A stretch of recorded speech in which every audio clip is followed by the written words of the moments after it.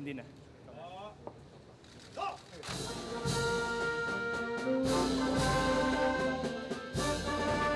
Ladies and gentlemen, His Excellency Benigno S. Aquino III, President, Republic of the Philippines.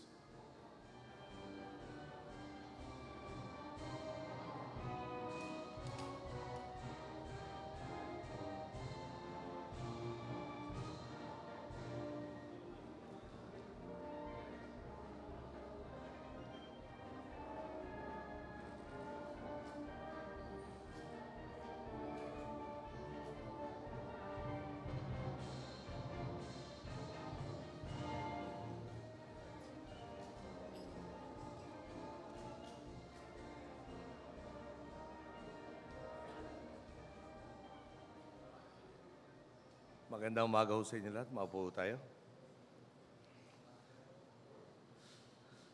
Secretary Albert Del Rosario, Secretary Laila de Lima, Secretary Dinky Soliman, Secretary Juno Bayas, Secretary Icona, Secretary Sani Coloma, Secretary Tati Licuanan, Chairman Francis Tolentino, Secretary Manny Mamba, Secretary Ronald Llamas, LDA Chair Nery Acosta, the party, the delegation that accompanied me today, Secretary Cesar Purisima, Secretary Voltaire Gasmin, Secretary Ulyabad, Edwin Lacerda, the Acting Chief of Staff, Lieutenant General Gregorio Katapang, His Excellency, who sent us off this morning and is back here this morning. Thank you, Ambassador Urabe.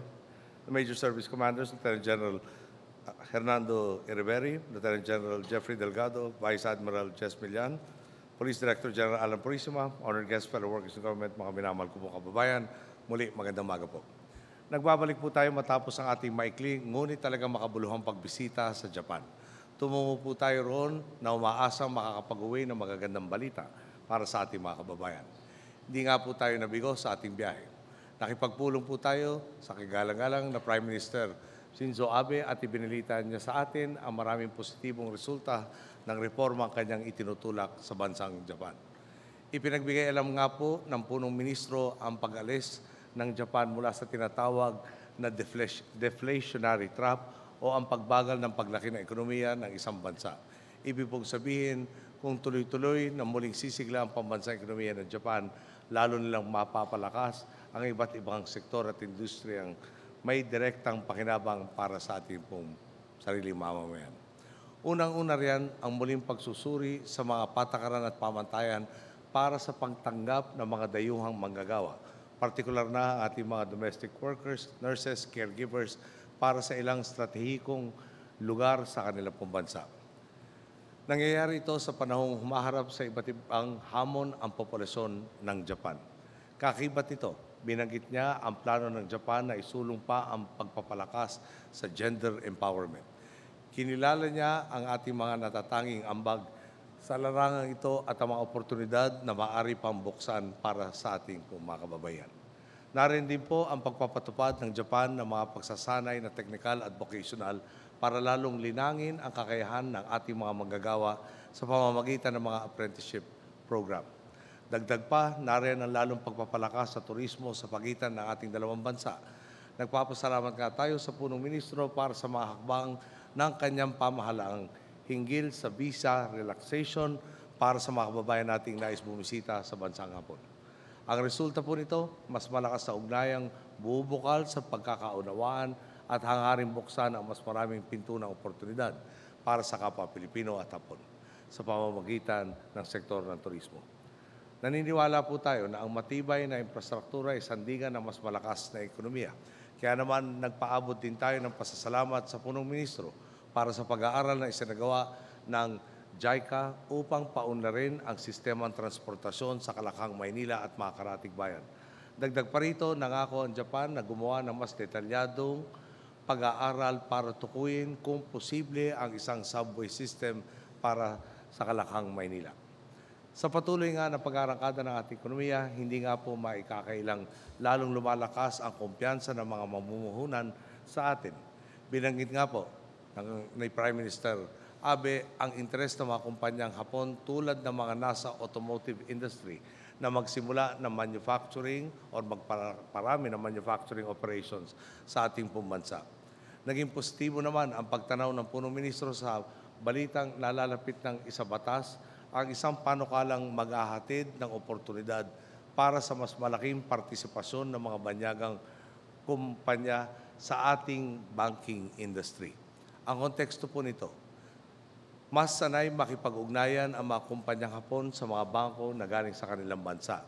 Sa batas na ito, lalo pang magiging mas mabilis at epektibo ang pagpasok ng puhunan mula po sa kanila patungo sa ating bansa. Ang lahat nga po ng balitang ito, nangyayari kung kailan nanunumbalik ang tiwala sa ating po mga institusyon.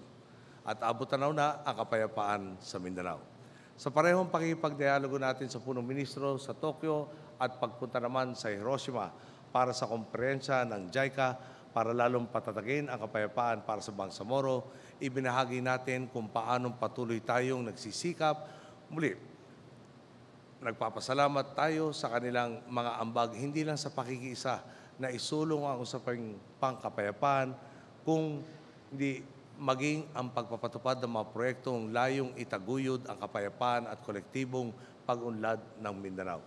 Kaugnay nga nito, inimbitahan natin si Prime Minister Abe na dumalo sa Philippine Development Forum na gaganapin ngayong Setyembre sa Davao, kung saan pag-uusapan ng mga hakbang para lalong pasiglahin ang komersyo, industriya at turismo sa Bangsamoro. Tinalakay din sa aming pagpupulong ang iba't ibang aspeto ng ating stratehikong pakikipag-ugnayan sa kanila at kung paanong lalo pa natin itong mapapaigting sa harap ng mga hamong sumusukat sa paninindigan ng ating dalawang bansa.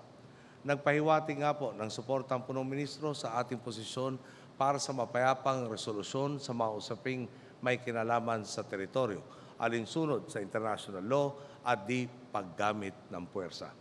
Ipinabatid din niya ang hangaring suriin ang posibilidad ng mas maigting na ugnayan sa seguridad at pagsulong ng stabilidad sa ating mga karagatan. Ang hangad po natin, humupa ang mga tensyon sa makatwiran at komprehensibong pamamaraan sa tatlong antas: immediate, intermediate, at final approaches. Ito po ang nilatag ng ating bansa. Sa immediate na antas, isinusulong natin ang moratorium sa mga gawaing direktang nagdudulot ng tensyon.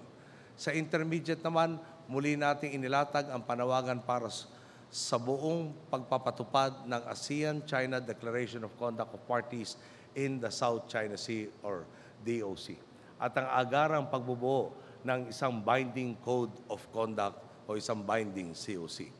Sa final approach naman, naniniwala tayong bibigyan linaw ng arbitration ang maritime entitlements ng lahat ng partido, na siya namang magiging matibay na basehan para maresolbahan ang maritime disputes para sa kapakanan ng lahat. Ang paninindigan po natin, magagawa natin ito sa patuloy na pagbubuklod at pagdadamayan at sa pagpiling sabay-sabay na tahakin ang landas ng pag-uunawaan, respeto at katarungan. May klima ng ating naging pagbisita, bawat minutong inilagay natin sa Japan mula sa pagpapaigting ng ating ugnayan at paglatag ng panawagan para sa higit pang kapayapaan at stabilidad sa Mindanao o maging sa labas ng ating bansa. Ang lahat ng ito nakatutok sa pagpapabuti sa kapakanan ng ating mga boss.